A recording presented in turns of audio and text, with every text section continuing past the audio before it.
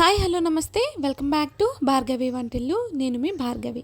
ఈరోజు వీడియోలో simple and టేస్టీగా స్ట్రీట్ స్టైల్లో చేసే చికెన్ ఫ్రైడ్ రైస్ని ఎలా ప్రిపేర్ చేయాలో చూపిస్తాను.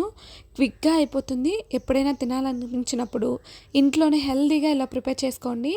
చాలా టేస్టీగా ఉంటుంది. ఎక్కువ మసాలాలు లేకుండా సేమ్ అదే టేస్ట్తో ఎలా ప్రిపేర్ చేయాలో ఈ వీడియోలో చూసేయండి. ముందైతే పావు కేజీ లేదా అంతకన్నా ఎక్కువ ఉండే చికెన్ని తీసేసుకొని చిన్న చిన్న పీసెస్లా కట్ చేసుకొని ఉప్పు, కారం, పసుపు, కొద్దిగా చికెన్ మసాలాను వేసుకొని ఇలా బాగా కలిపి పెట్టుకొని హాఫ్ అన్ అవర్ పాటు ఫ్రిడ్జ్లో పెట్టుకోండి.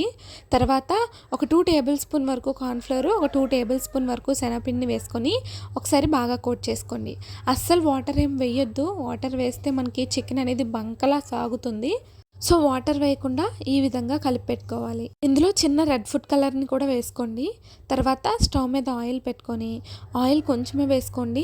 మనం ఈ చికెన్ పీసెస్ని ఫ్రై చేసిన తర్వాత మనం ఇంకే వెజ్ రెసిపీస్లో వేయడానికి ఆయిల్ యూజ్ అవ్వదు కాబట్టి నేను కొంచెమే యాడ్ చేసుకున్నాను. సో చికెన్ పీసెస్ని ఒక్కొక్కటిగా ఈ విధంగా వేసేసుకొని ఫ్రై చేసుకోవాలి. చూడండి, కొంచెం సేపటికి కలర్ అనేది ఈ కలర్లోకి వస్తుంది. మీరు కావాలంటే ఫుడ్ కలర్ని స్కిప్ చేయొచ్చు.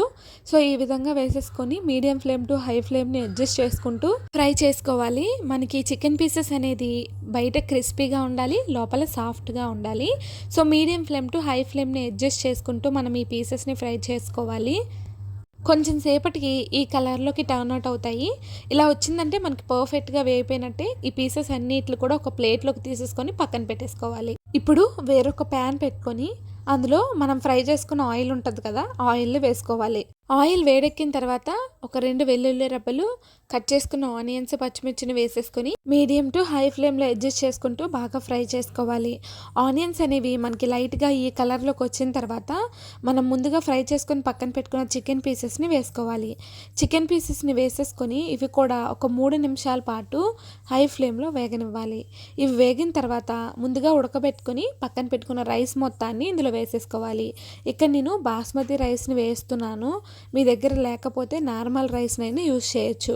తర్వాత ఒక 2 టేబుల్ స్పూన్ వరకు కారం, 1 టేబుల్ స్పూన్ వరకు గరం మసాలా, 1 టేబుల్ స్పూన్ వరకు సాల్ట్ని కూడా వేసేసుకొని తర్వాత ఒక 2 టేబుల్ స్పూన్ వరకు వెనిగర్ని వేసుకోండి.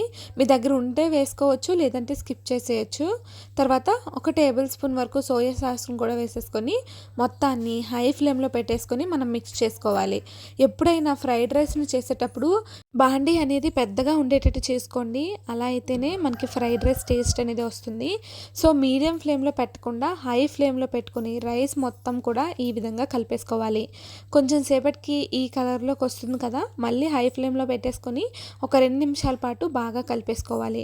చూడండి ఎంత చక్కగా ఉందో, చాలా బాగుంటుంది. ఇందులో లాస్ట్లో కొంచెం కరివేపాకును కూడా వేసుకోండి. ఆ వీడియో అనేది స్కిప్ అయింది. సో ఇలా కలిపేసుకొని ఒక ప్లేట్లోకి తీసేసుకొని సర్వ్ చేసేసుకోవడమే. ఎప్పుడైనా చికెన్ ఫ్రైడ్ రైస్ తినాలనిపించినప్పుడు బయటకు వెళ్ళి తినకుండా ఇంట్లోనే హైజీనిక్గా ఇలా ప్రిపేర్ చేసుకోండి. టేస్ట్ చాలా బాగుంటుంది. సో ఈ రెసిపీని మీరు కూడా ట్రై చేసి మీకు ఎలా కుదిరిందో కింద కమెంట్ సెక్షన్లో కమెంట్ చేయండి. వీడియో నచ్చితే ఒక లైక్ ఇచ్చి సబ్స్క్రైబ్ చేయండి.